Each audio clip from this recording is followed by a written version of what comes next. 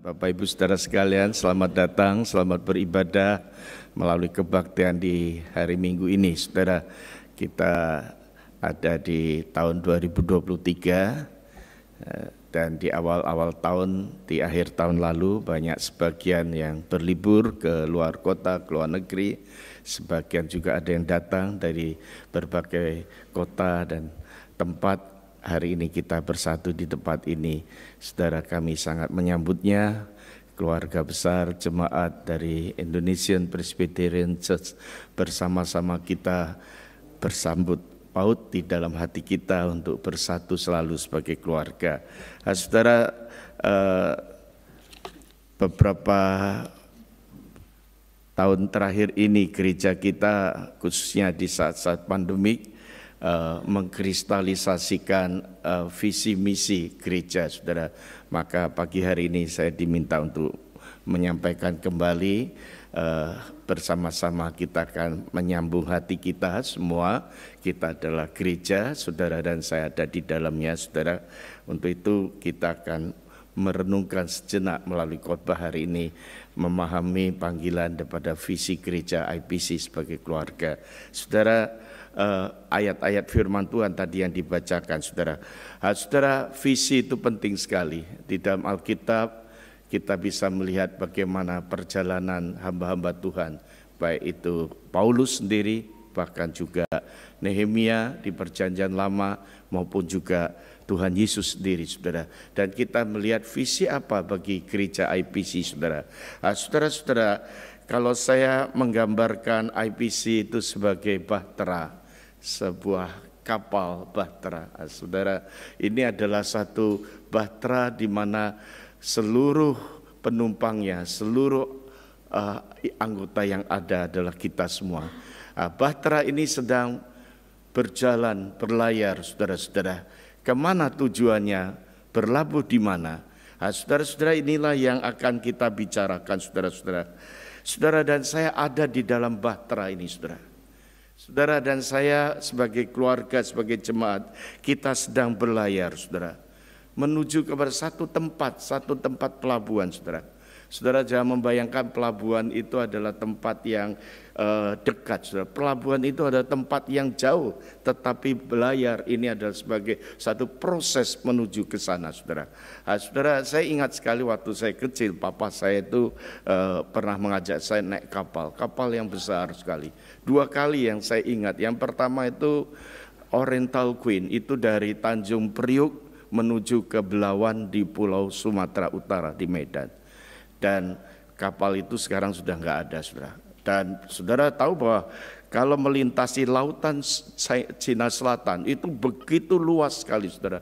Dan ombak itu, saudara. Saya bayangkan perjalanan kedua waktu saya diajak untuk naik kapal Tampomas kedua, Tampomas 2. Itu berapa waktu sebelum terbakar dan mengalami kecelakaan besar di sana. Saya pernah diajak naik kapal itu, saudara. Begitu ombak datang, begitu hantaman angin yang begitu kuat, saudara. Dan saya diajak naik bukan di kelas VIP, bukan di tempat yang enak, dibawa ke paling murah, ke dak. Karena sebagai seorang pedagang kelas menengah bawah, itu papa bilang lebih baik kita pakai di bawah level ini jauh lebih murah katanya. Dan saya tahu, saudara, kalau kapal itu sedang menghadapi gelombang besar, wah, begitu menakutkan sekali. Saya bisa bergelinding ke kanan, bisa kegelinding ke kiri, saudara. Itu gambaran kapal, saudara. Jangan dilihat kita seperti naik cruise pergi ke New Zealand yang lalu, saudara. Jangan sudah membayangkan naik cruise pergi ke Tasmania. Kapal itu kadang-kadang menghadapi gelombang. Tahun 2020 sampai 2023 kita terasa sekali, saudara, gelombang daripada pandemi COVID-19 ini. Tapi di saat-saat seperti itu, saudara, saya seringkali duduk menenangkan hati, mengoreksi diri selalu, mengevaluasi termasuk pelayanan-pelayanan, saudara. Dan terjadilah satu kristalisasi dari semua apa yang dihadapi gereja, saudara. Gereja kita hari ini sebagai jemaat Tuhan, Tuhan memberikan para pemimpin-pemimpin yang baik, saudara-saudara yang melayani baik, mereka yang terus-menerus memikirkan masa depan IPC. Tahun ini adalah kita memasuki 35 tahun IPC. Tepatnya nanti bulan Juli diperingati 35 tahun. Saudara, tetapi perjalanan ini saudara-saudara perlu kita ketahui sebagai gereja, saudara. Mau kemana saudara-saudara? Kita sebagai anggota yang ada di dalamnya ini, kita akan memperlihatkan sebagai keluarga bagaimana kehidupan kita bersama di dalam gereja Tuhan. Saudara, IPC memiliki satu visi yang pertama saudara, yaitu hendak menciptakan sebuah gereja yang sehat, yaitu membangun gereja yang sehat. Nah, saudara, gereja yang sehat ini saudara-saudara terdiri dari pemimpin-pemimpin yang sehat, saudara. Bahkan terdiri dari pemimpin-pemimpin yang cakupannya itu adalah lengkap, luas. Termasuk kita semua adalah pemimpin, saudara. Pemimpin di dalam kelompok-kelompok kita, pemimpin dalam keluarga-keluarga kita, pemimpin di dalam masyarakat kita, bahkan pemimpin di mana Tuhan tempatkan kita. Dan ini diarahkan supaya pemimpin yang sehat. Ini penting sekali, karena dengan pemimpin yang sehat, ini sangat mempengaruhi kehidupan kesehatan daripada seluruh keluarga, seluruh anggota yang ada. Gereja menciptakan gereja yang sehat. Ini adalah satu tekad, ini ada satu visi gereja. Dan yang berikutnya bukan hanya pemimpin yang sehat, tetapi juga persekutuan. Saudara, mengapa kita selalu dihimbau kembalilah beribadah, bersekutu bersama. Persekutuan yang sehat, persekutuan sebagai murid Kristus yang sejati. Bapak Ibu Saudara sekalian, ini semuanya nanti ujung-ujungnya, pelabuhannya, tujuannya adalah yaitu sebuah pelipat gandaan. Melalui satu proses, ongoing proses yang terus-menerus di dalam proses permuritan, proses di dalam discipleship ini, saudara, itu terjadi dengan cara apa, saudara? Yang sangat mendasari ini adalah Injil, melalui penginjilan, saudara. Bapak Ibu Saudara sekalian, gereja yang sehat itu berdasarkan vitalitasnya, kehidupannya. Gereja bukan sekedar organisasi, saudara. Organisasi itu banyak di dalam dunia, saudara. Memang gereja Presbyterian adalah masuk dalam organisasi sinodal Presbyterian. Tetapi saudara-saudara, esensi daripada gereja itu adalah vitalitasnya adalah hidup kehidupan. Kesehatannya, saudara-saudara. Sebagai apa, saudara-saudara? Gambaran Alkitab jelas sekali dalam surat Efesus. Gereja itu sebagai tubuh Kristus. Sebagai tubuh Kristus, kita ini, semua kita adalah tubuh, anggota tubuh itu, saudara. Bapak Ibu Saudara sekalian, dengan demikian kita bisa melihat, saudara-saudara, sebagai tubuh Kristus, di mana Kristus sebagai kepala. Kristus sebagai kepala gereja. Sebagai kepala tubuh, dan kita anggota-anggotanya. Saudara, anggota di dalam tubuh itu saling memerlukan. Persekutuan itu saling membantu, saling memperdulikan, saudara. Inilah yang kita akan bahas beberapa menit di depan, saudara. Tetapi kita perlu tahu bahwa gambaran pada gereja esensinya itu bukan sebagai tubuh saja. Paulus juga memberikan satu gambaran yang lain, saudara. Di dalam surat Efesus pasal yang kedua tadi, ayat 19-22, itu ada satu gambaran yang dipakai oleh penulis, oleh Paulus di sana, itu gereja itu seperti sebuah bangunan, saudara. Sebuah bangunan di mana Kristus adalah batu penjuru, saudara. Batu penjuru itu batu yang besar itu, saudara-saudara, di mana batu yang besar ini di atasnya tersusun dibangun sebuah bangunan, saudara. Bapak Ibu Saudara sekalian, jadi Kristus itu adalah fondasi utama. Kristus adalah dasar utama, fondasi utama dari sebuah bangunan gereja. Jadi gereja yang sehat, saudara dan saya ini ada di dalam dasar fondasi Kristus. Kristus sebagai dasar, sebagai batu penjuru. Bapak Ibu Saudara sekalian, kita perlu memahami dan perlu menyadari, saudara. Gereja itu bukan dasarnya pada para pendeta atau para majelis, bukan. Tetapi di dasarnya ada Kristus. Kristus yang berfirman, yang bersabda firman Allah.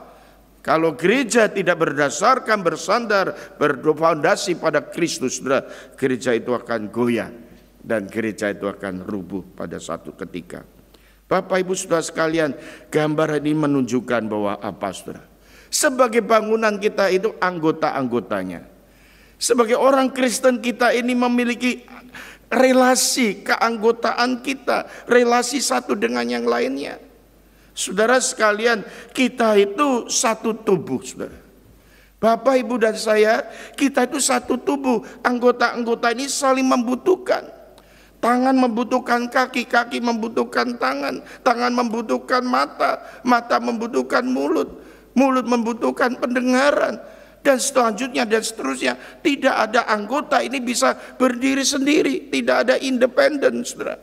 Tetapi sangat dependen, sangat bergantung, sangat memerlukan, membutuhkan di dalam sebuah kehidupan. Saudara-saudara, Tuhan menyatukan kita hari ini di tempat ini. Dan saudara, perlu kita merenungkan, saudara. Kita tidak bisa hidup sendiri, saudara. Persekutuan itu penting sekali, saudara. Kita itu saling membutuhkan. Kita sebagai makhluk sosial, saudara. Oh saudara, saya ketika refleksi kepada Kejadian pasal 1, itu ciptaan Tuhan itu luar biasa. Dari hari pertama selalu ujungnya dikatakan baik. Baik, baik, sampai hari ke-6 baik.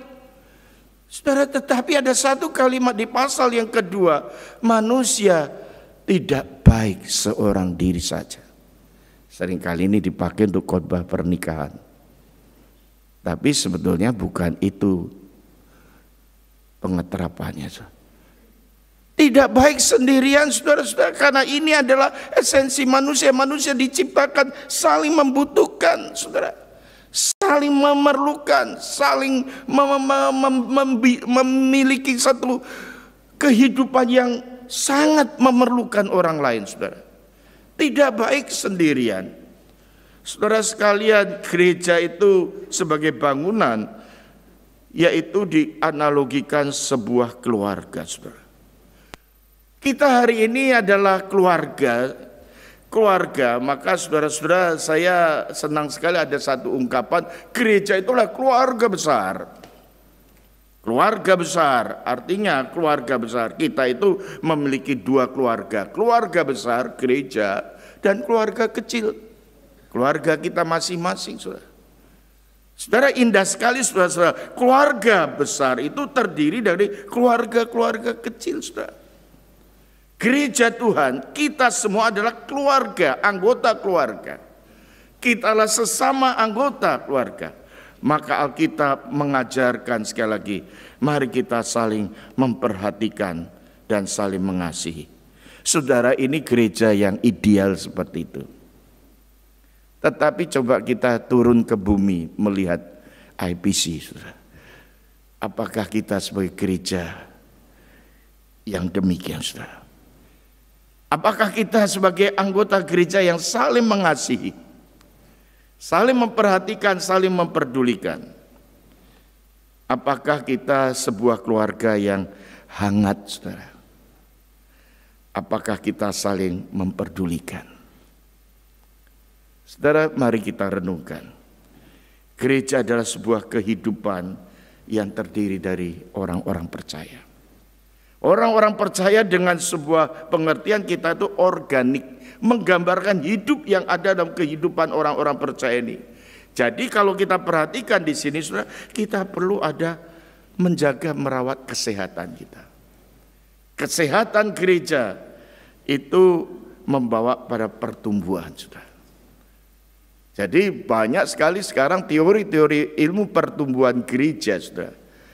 Saya melihat masalahnya gereja bukan berbicara bertumbuh atau tidak bertumbuh saja, tapi sehat atau tidak, saudara.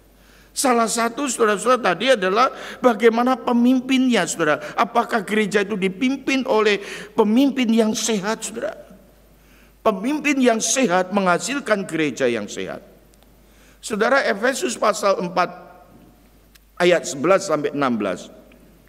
Firman Tuhan di sana mengatakan bahwa ada 5 jabatan, 5 pelayanan, jenis pelayanan yang diberikan di sana, yaitu ada rasul, ada nabi, ada pemberita Injil, ada gembala, ada pengajar. Kelima jabatan tadi adalah pemimpin gereja. Apa tugas mereka, saudara? Tugas mereka adalah menolong jemaat di dalam pertumbuhan jemaat. 5 jabatan ini bukan jabatan satu-satunya, saudara, bukan. Tetapi sebagai contoh saja, ada 5 jabatan pemimpin. Pemimpin di dalam gereja itu tujuannya adalah menolong seluruh jemaat untuk hidup bertumbuh di dalam Kristus. Saudara, yang menarik sekali, pertumbuhan di dalam jemaat bukanlah pertumbuhan individual, saudara. Pertumbuhan di dalam jemaat bukan pertumbuhan individual. Jadi pendeta, rasul, pemberita Injil ini menolong jemaat itu bertumbuh secara komunal, saudara-saudara, secara bersama-sama. Maka di ayat yang ke-13 itu dikatakan sampai kita semua, dikatakan kita semua, konteksnya adalah komunal, saudara-saudara, mencapai pengetahuan yang benar, kedewasaan penuh. Jadi pertumbuhan itu konteksnya adalah gereja komunal, saudara-saudara. Saudara-saudara, iman dan pengetahuan rohani itu urusan pribadi dengan Tuhan. Namun tetapi iman dan pengetahuan rohani dalam pertumbuhan itu secara komunal. Allah menghendaki kita bertumbuh bersama-sama.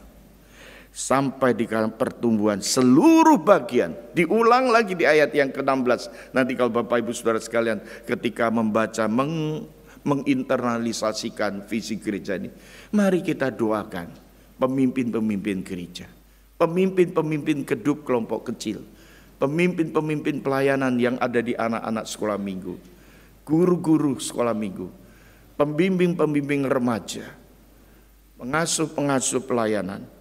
Saudara-saudara, indah sekali kalau saya memperhatikan suatu barisan pohon-pohon yang lebat itu, pohon yang besar di tengah-tengah hutan itu. Karena angin gedenya kayak apa, saudara? Dia semakin besar, semakin terikat satu yang lainnya. Ini membuat satu kekuatan, saudara. Kekuatan yang dahsyat sekali. Kenapa, saudara-saudara? Karena masing-masing pohon itu ada keterkaitan, ada keterikatan. Saudara dan saya, Allah ingin kita bertumbuh bersama. Saudara dan saya, Allah menghendaki sebagai gereja, sebagai keluarga, atau sebagai komunitas keluarga Allah, sebagai tubuh Kristus. Kalau keluarga ada ayah, ada ibu, atau ada opa, oma, ada anak, ada cucu, saudara. Wah, indah sekali ketika makan bersama, minum bersama, bertamasya bersama, bahkan juga tidur bersama, punya kebahagiaan bersama-sama, berbagi bersama, menghadapi penderitaan, merasakan sepenanggungan bersama. Inilah sebuah keluarga. Keluarga yang diharapkan, yang dikehendaki. Keluarga yang dipimpin oleh pemimpin-pemimpin yang sehat. Sekali lagi, saudara, tahun ini 35 tahun kita masuki. IPC sebagai satu momen yang indah hari ini, saudara. Saya ajak saudara untuk berdoa, yaitu Tuhan boleh memakai hamba-hambanya, memakai kita semua. Saudara, pertanyaannya bisa kita renungkan. Saya selalu menanyakan diri sendiri. Kita pun boleh merasakan bersama. Mengapa kita ada di kota Sydney hari ini? Mengapa kita yang ada di gereja ini, saudara? Mengapa saudara-saudara di kota Sydney? Bukan ini kebetulan, saudara. Saudara dan saya diselamatkan. Saudara dan saya menempatkan gereja ini sebagai keluarga. Allah menghendaki saudara dan saya menjadi gereja yang sehat, yaitu sebuah keluarga yang sehat, memiliki kehidupan sebagai anggota tubuh Kristus. Ini terdiri dari apa, saudara? Persekutuan dalam kehidupan sebagai murid Kristus. Dan berikutnya, saudara, persekutuan bukan hanya terdiri dari persekutuan murid-murid Yesus, tetapi juga Matius 28 tadi diucapkan Yesus ketika mati dan bangkit. Ucapan Matius pasal 28 itu setelah kebangkitan Kristus, sebelum kenaikan Kristus ke surga. Saudara-saudara, apa yang diucapkan ada 3 kalimat penting di dalam Matius 28 ayat 18 sampai 20. Yaitu kalimat penting yang pertama adalah damai sejahtera bagi kamu. Damai sejahtera bagi kamu. Yang kedua adalah jangan takut, beritakanlah Injil kebangkitan Kristus. Dan mereka disuruh pergi ke Galilea. Dan kata penting yang ketiga, kalimat yang penting yang ketiga adalah pergilah. Pergilah, jadikanlah semua bangsa muridku. Ajarlah mereka melakukan segala sesuatu yang kuperintahkan kepadamu. Saudara-saudara, kesimpulan 3 kalimat penting ini adalah penting karena bentuknya bukan anjuran. Bentuknya bukan nasihat saja, bukan sebuah pilihan, saudara. Tetapi ini bentuknya adalah sebuah instruksi, perintah, saudara.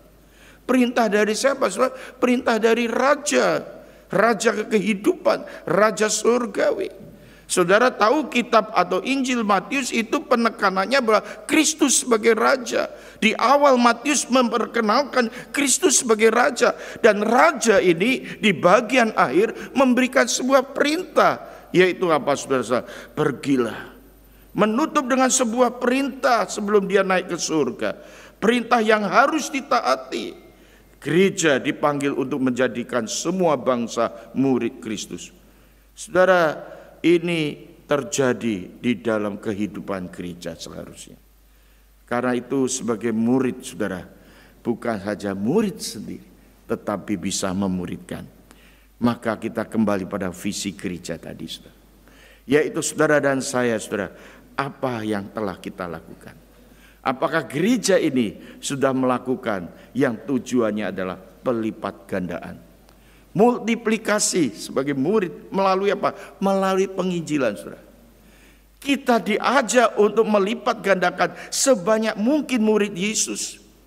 Sebagai murid Kristus. Yaitu murid-murid yang sejati. Murid yang sesuai dengan Kristus. Sesuai dengan kehendak Allah.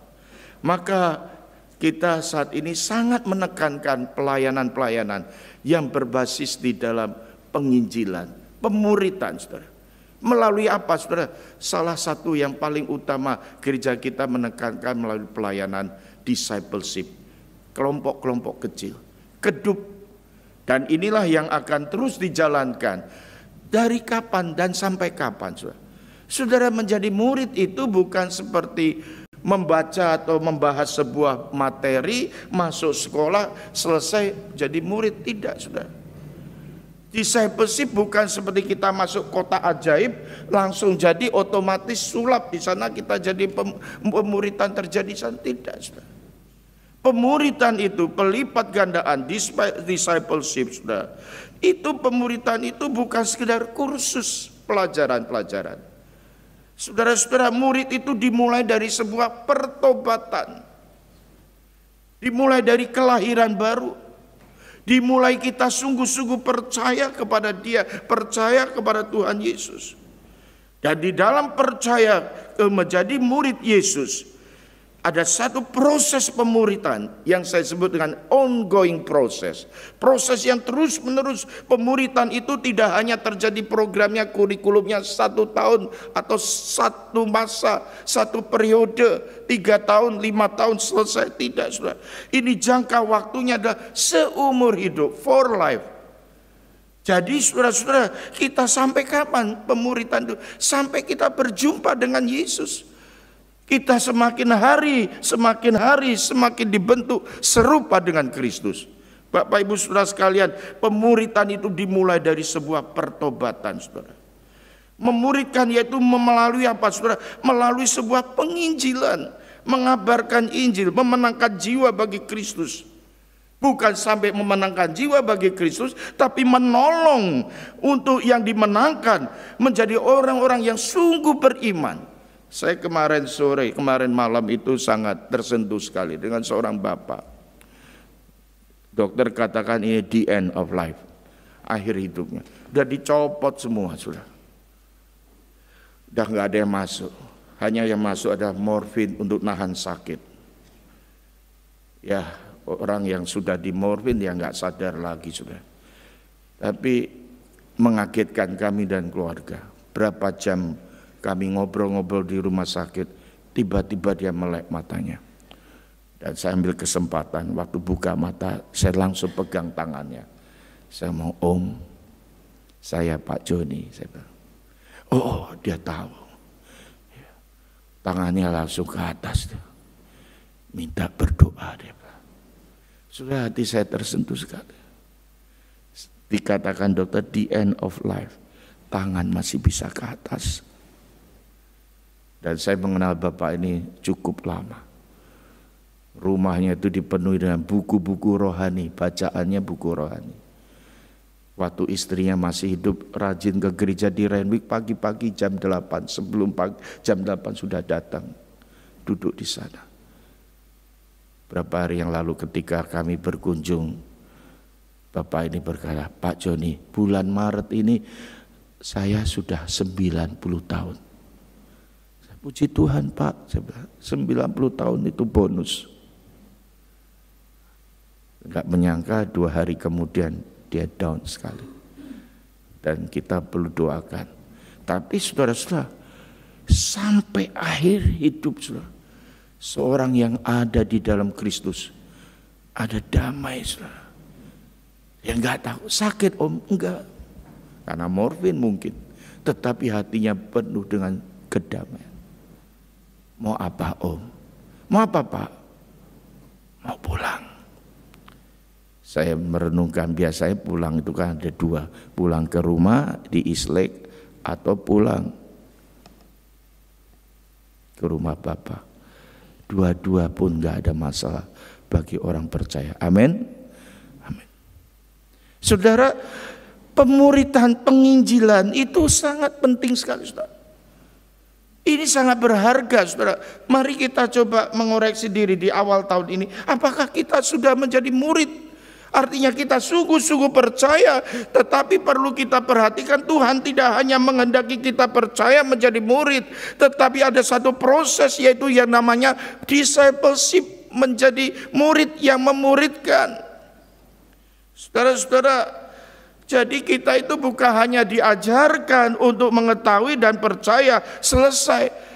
Gereja yang sehat, gereja yang bisa memuridkan, gereja yang bisa melahirkan murid, dan murid melahirkan murid, dan seterusnya dan selanjutnya, dan terus menerus sampai beranak cucu cicit saudara-saudara.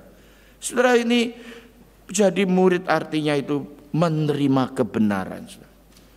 Tetapi bukan hanya sekedar menerima, mengerti di pikiran, di kognitif kita, tetapi masuk ke hati kita, ke dalam hidup kita, mengalami sebuah apa yang dikatakan transformasi.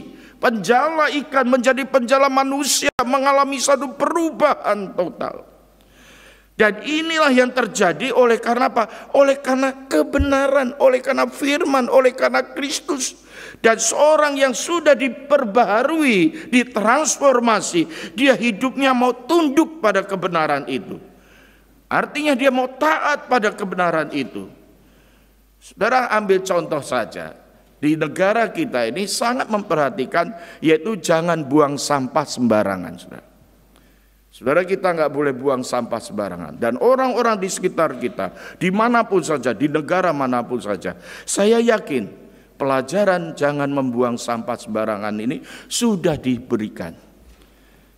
Sudah menjadi pelajaran umum, saudara. Tetapi bagaimana respon rakyat, bagaimana respon manusia?